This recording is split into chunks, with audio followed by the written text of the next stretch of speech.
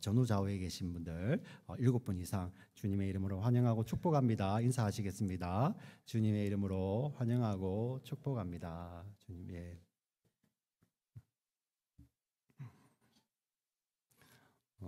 저희 교회 이름을 바꿔야겠습니다. 그 체육관 교회, 스테디움 교회.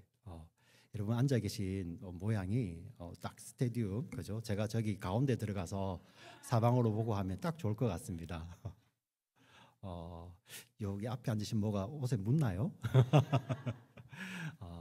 다음 주부터는 한 가지씩만 좀 앞으로 오시고 뒤에 계신 분들, 뒤에 늦게 오신 분들 위해 그 기쁨을 그 표하는 것을 보잖아요. 저것처럼 기쁜 게 있을까? 우리 이제 미국에서 이제 자녀들 키우신 분들이 이제 아이들이 스포츠를 해요. 잘 하지 못하는데 축구하다가 뭐 아니면 야구하다가 이기는 거 보면 그렇게 기뻐합니다. 근데 그것보다도 더 기뻐하는 게 여러분들 우리가 국가대항전 한번 생각해 보세요. 한일전을 한다든지 아니면 월드컵 경기할 때 이겨서 막 16강을 가고. 여러분들 한국에 보면 굉장히 자영업 하시는 분들이 많아요. 근데 이제 저는 뭐 자영업하는 그 가게마다 이런 거는 본 적 없어요. 오늘 우리 아버지 팔순입니다. 그래서 우리 손님들에게 음료수 공짜입니다. 이런 거 보셨습니까? 오늘 우리 집에 아이가 태어났어요. 물론 가장 기쁘지만 그 표시를 잘 안 하잖아요. 그게 개인적인 거니까. 자, 그런데 그런 건 보시잖아요. 오늘 우리 한국 축구가 이겼어요. 8강을 가고 이러면 오늘 우리 집에 음료수 공짜입니다. 뭐 무한 리필입니다. 사람들 그렇게 기뻐하고 축하하죠. 저만 다른 나라에서 왔습니까? 이런 참 기쁨들이 있어요.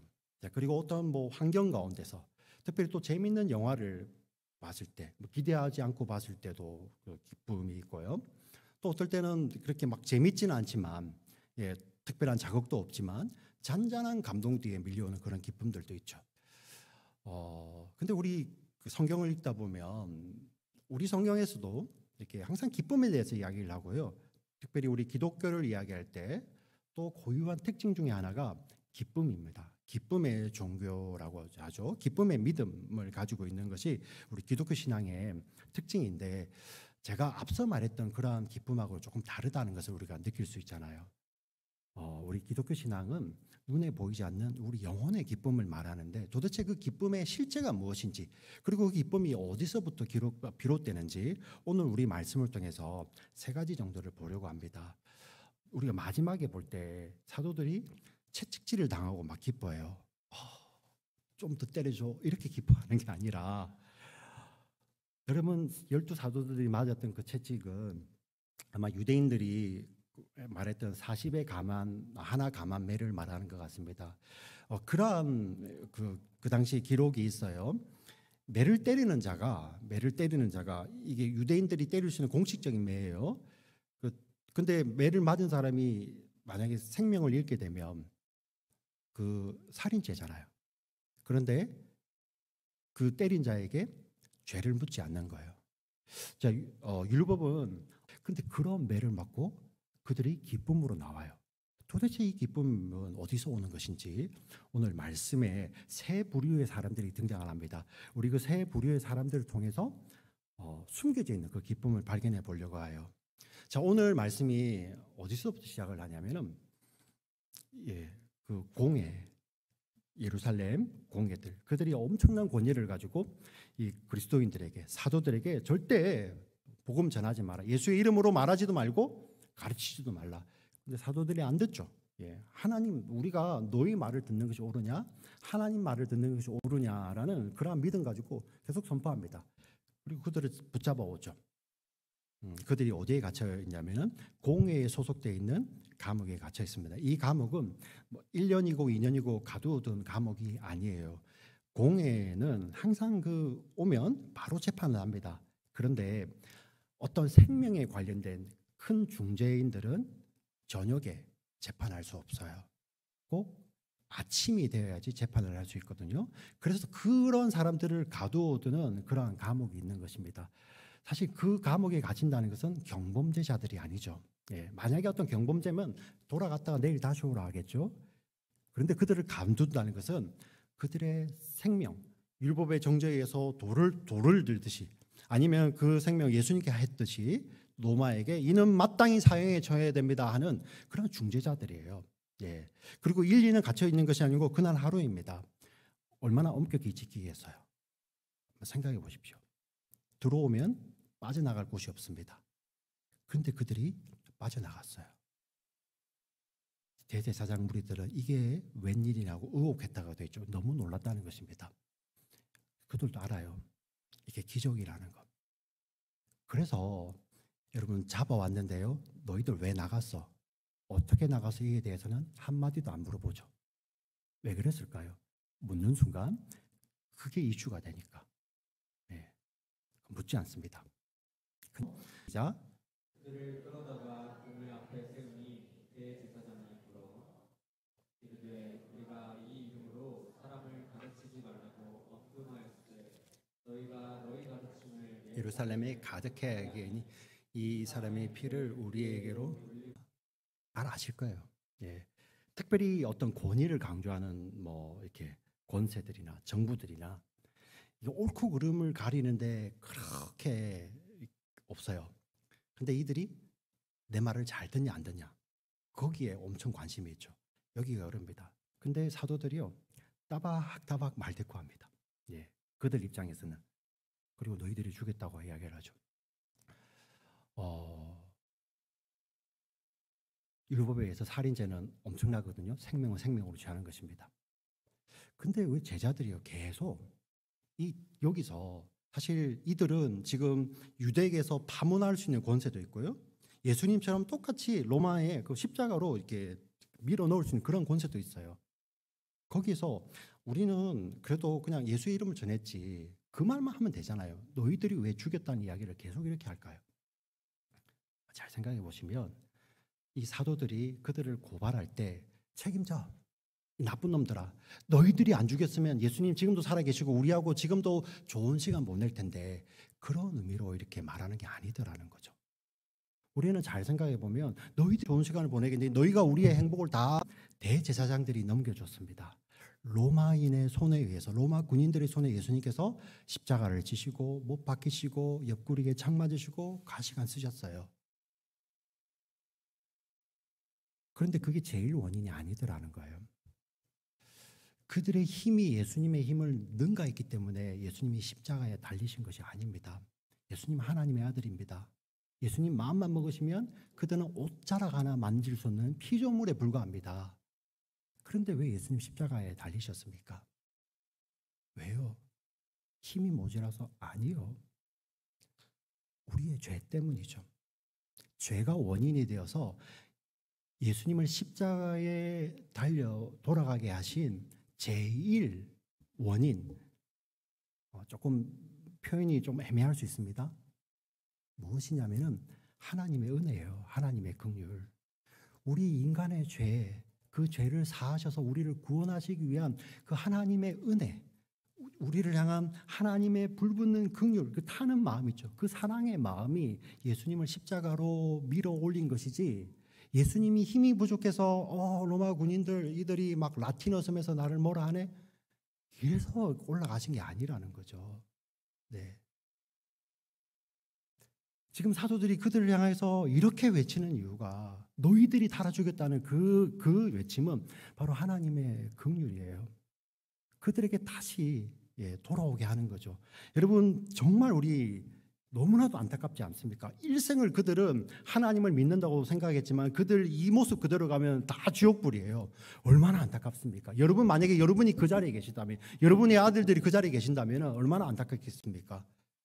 그래서 이들을 바라볼 때 이들이 예수님을 십자가에 내어준 그것이 그들의 최악이 아니에요. 진짜 최악이 뭔지 아십니까?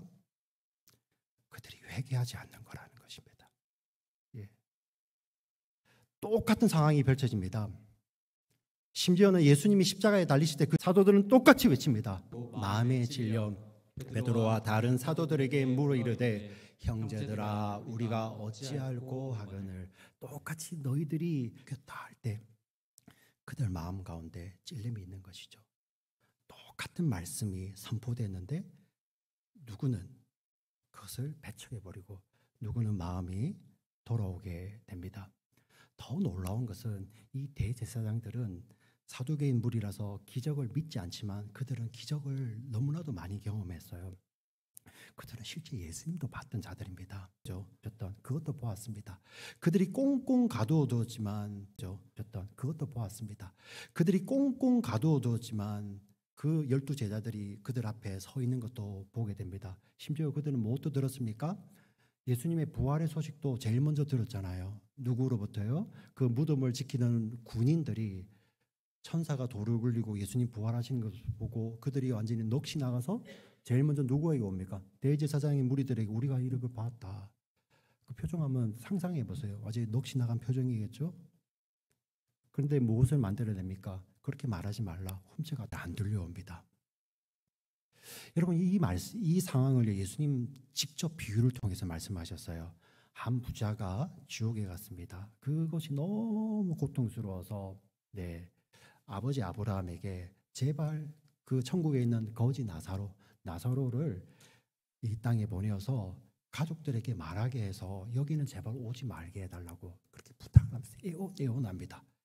그때 아브라함이 이렇게 이야기를 하죠. 그들에게는 하나님의 말씀, 모세의 법이 있다. 그 말씀을 듣지 않는 자들은 죽은 자가 살아나서 가서 전해도 듣지 않는다는 거예요. 기적이 변화시키는 게 아닙니다. 말씀입니다. 이 자리에 계신 분들 보세요.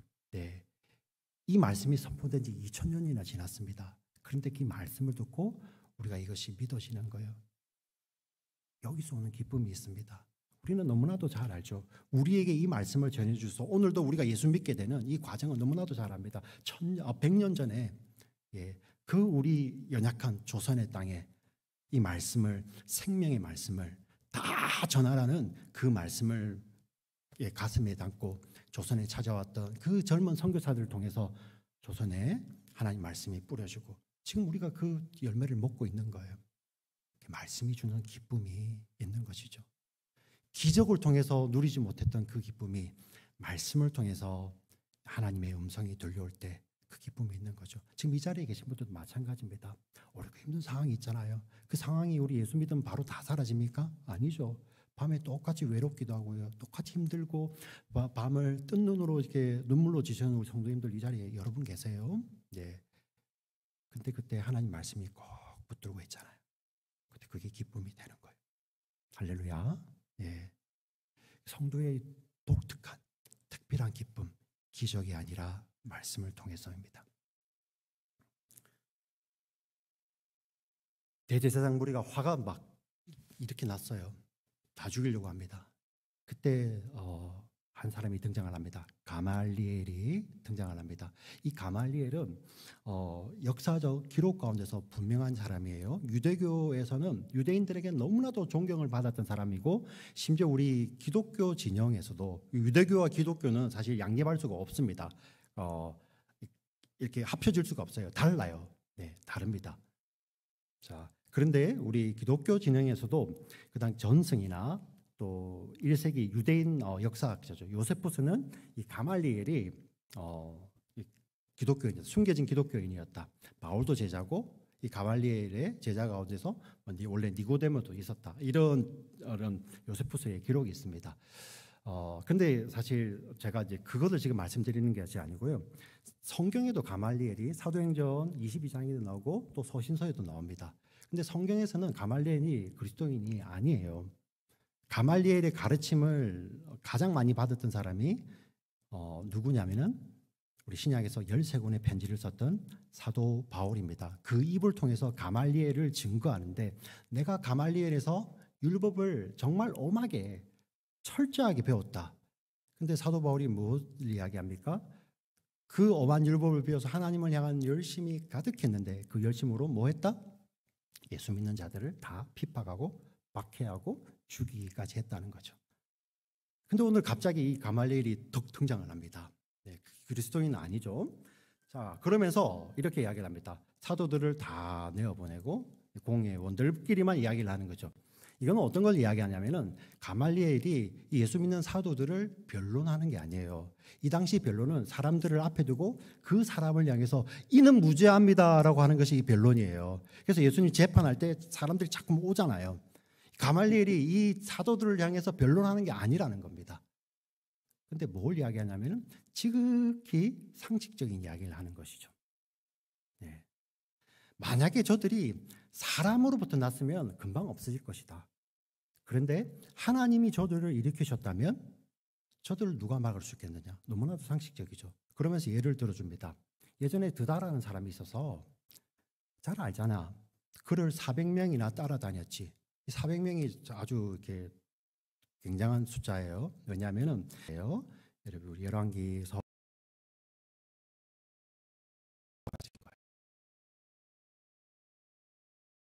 막 설치고 다니면 못 막히게 있었을까요? 50대 50? 아니요. 지로예요. 지로.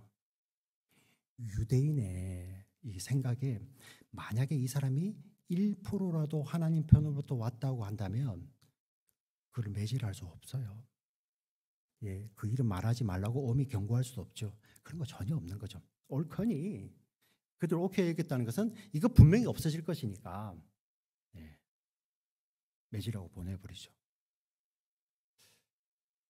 근데 우리 말씀을 통해서 이 사도행전이 기록된 말씀을 읽고 있는데요. 사도행전이 첫 독자들은 AD 70년 이후입니다. 로마에서 예루살렘이 멸망한 이후입니다. 그 말은 사도행전 5장의 사건이 기록된 그때가 AD 한 27년부터 30년 사이죠. 그때가 어쩌 세우셨다는 것이죠.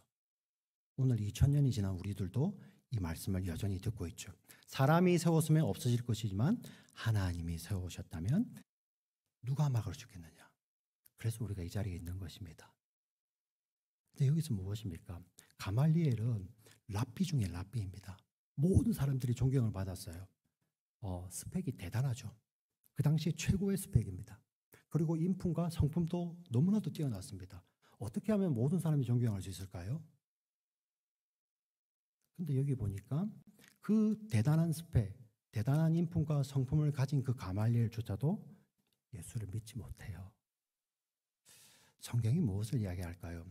우리의 스펙으로, 우리의 인품, 성품으로 예수를 믿는 것이 아니라 예수를 믿는 것은 바로 이거밖에 없어요. 하나님께서 사랑 안에서 미리 아시고 택하시고 부르십니다.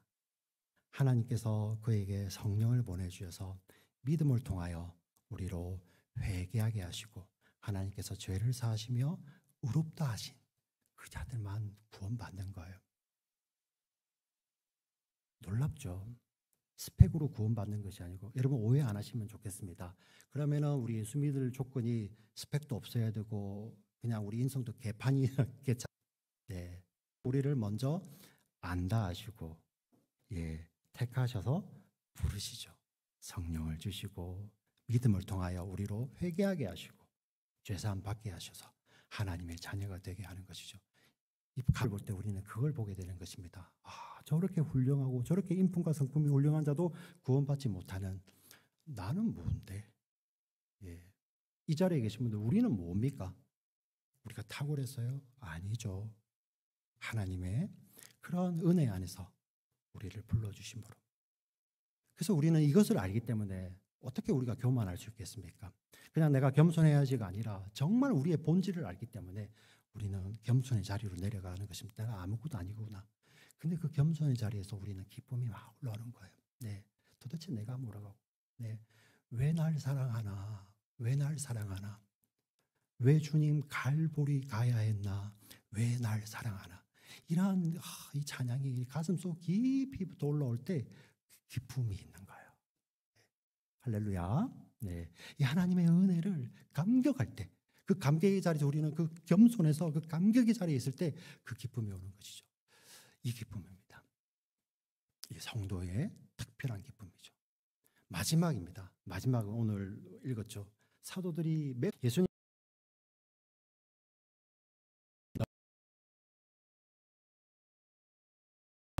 모든 악한 말을 할 때에는 너희에게 복이 있나니 기뻐하고 즐거워하라. 하늘에서 너희의 상이 큼이라. 너희 전에 있던 선지자들도 이같이 박해하였느니라. 아멘. 예수님 말씀이 보이시죠? 그래서 이들이 그 박해 가운데서 기뻐하는 걸 아시겠죠? 꿈의 근원이 뭘까? 네, 이제 드디어 우리가 선지자의 반열에 올라섰구나. 그게 아니에요.